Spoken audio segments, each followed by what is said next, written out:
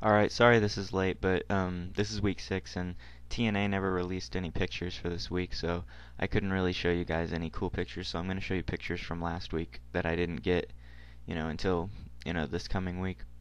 So this is I'll show some pictures from this week, but also some pictures from last week of what happened.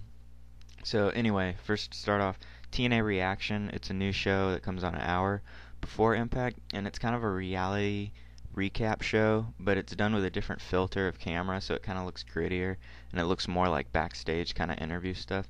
It's pretty cool. I mean, they had some good interviews with Jeff Hardy and RVD and Nigel McGuinness and Mr. Anderson, and it just reviews everything, that was last week, which is pretty cool. I liked it. And all right, so oh yeah, and this too.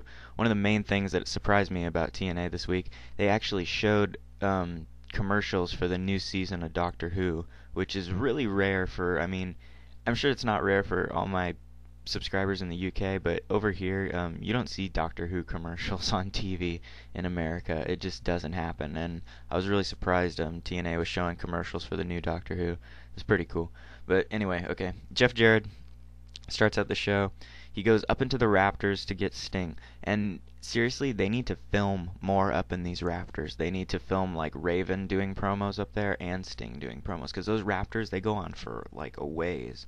And they look really sick up there. But anyway, Jeff Jarrett goes up to the rafters, gets Sting, brings him down to the ring, just starts beating the shit out of him. And then the lights go out. Sting has a bat. Sting starts beating up Jeff Jarrett, but then Team Hogan comes in for the save, and that's pretty much all that happened in the beginning. Then Team Flair does a promo. It's like 4 promos in a row. It was done really well too. It's like Flair gave a promo, then Beer Money, then Desmond Wolfe, and then AJ gave a promo, and it was all like one after the other, like promo, promo, promo, promo, and it was really good. Anyway, the match between Team 3D and the Wolfpack is now a 6-man New York Street Fight or whatever. And it was a clusterfuck of a hardcore match, but it was ECW style, and I really liked it. It was really good, except for the ending with the distraction by the pig, Bubba the Love Sponge, and the band. They basically got their ass kicked the whole fucking match, like by everybody, by Jesse Neal and Team 3D. And I don't really like Jesse Neal, but they were really going at it in this match, like hardcore wrestling, ECW style, and I really enjoyed it. But it was a clusterfuck kind of match. But yeah, it was all good until Bubba Lush Sponge came out and X Pac got the X Factor on a table onto Brother Ray. After that, Taz Taz says that Eric Bischoff got called to the principal's office for talking to Ric Flair, and that's basically exactly what happened. It was really gay. Like Hogan's like, "Oh, you're coming with me, brother." It was so stupid. Like I'm really getting sick of this like 3, bosses and shit like that. It's really lame. Um, Shannon Moore fought Kaz in a solid, and I'm getting tired of calling matches X Division matches. They're not. I mean, it's a good wrestling match. It doesn't have to be called X Division.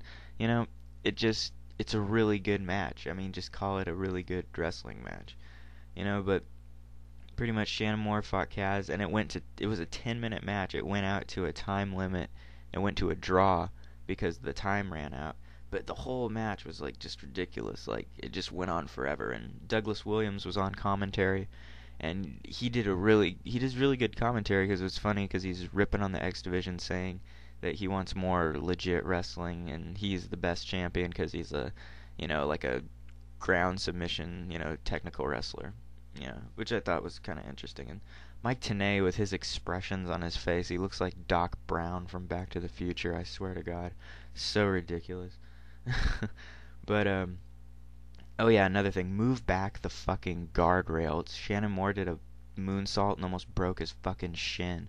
It was ridiculous. Just move back the guardrail or move the fuck out of the impact zone. There's a thought.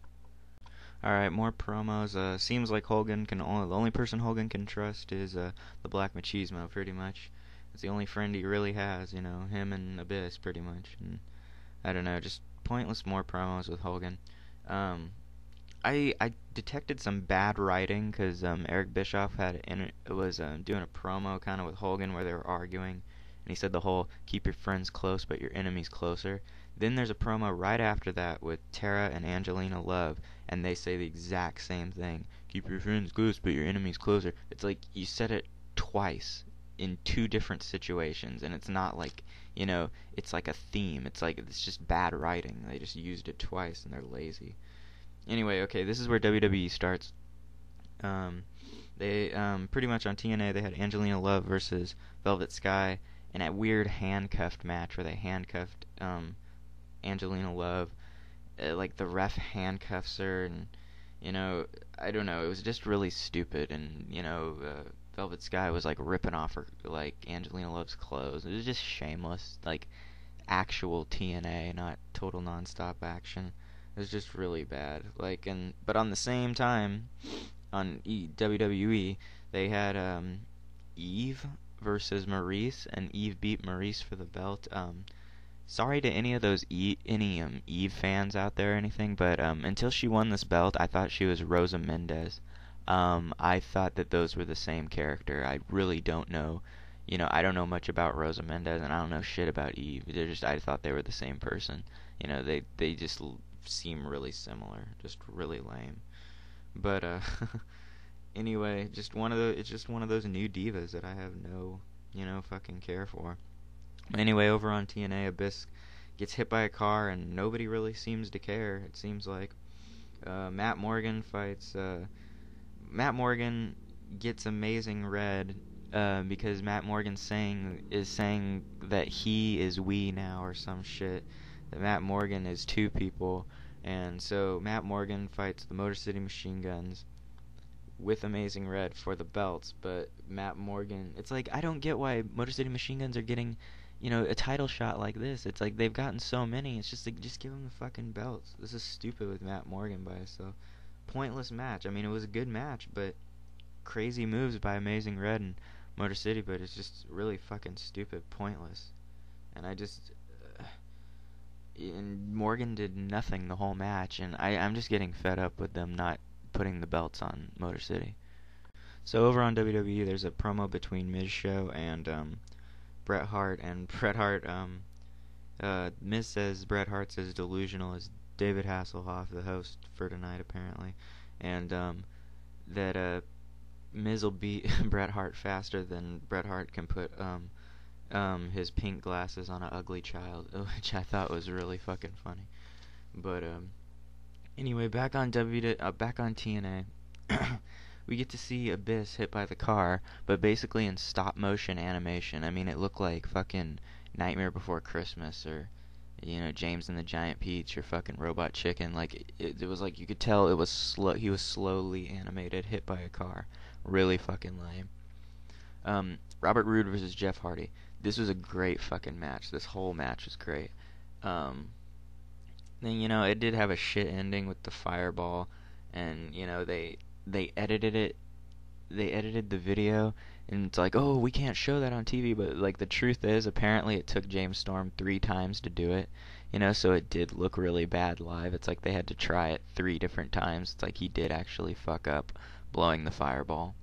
So, but they made it look good. I mean, on TV, just for they edited it, close together. So it did look legit. And then the fireball on the internet, it did look okay. But at the same time, we're on WWE. Miz was fighting D.H. Smith, and it was a good match. The rest of the stuff on WWE, I mean, it was funny with David Hasselhoff and Kit. Matt Sydal fought a Razor Ramon or Carlito. Basically. That gay Otunga guy fought Cena. It was pointless. Sheamus fought Kofi to a DQ. There's a funny kind of Baywatch Divas match. I thought it was kind of funny because Santino's always funny to me, and the way they did the slow motion walking out to the ring, I thought was pretty funny. And then Randy Orton versus Batista. I mean, it was pretty good. I'm liking Randy Orton and both Batista, but yeah, it was pretty. So since Abyss got hit by the car, I guess the Pope had no partner for later tonight's tag match.